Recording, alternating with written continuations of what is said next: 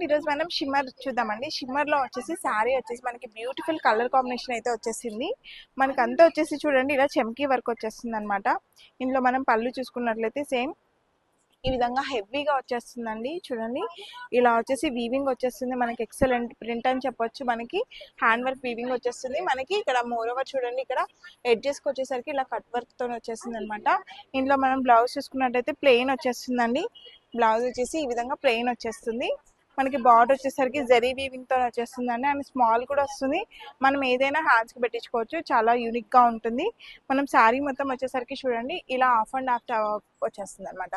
Half వచ్చేసి plain వచ్చేస్తుంది, half వచ్చేసి ఇలా చమ్కీతోనే వర్క్ వచ్చేస్తుంది. ఇందులో వచ్చేసి మనకి కలర్ కాంబినేషన్స్ కూడా ఉన్నాయి, ఒకసారి చూసేద్దాం.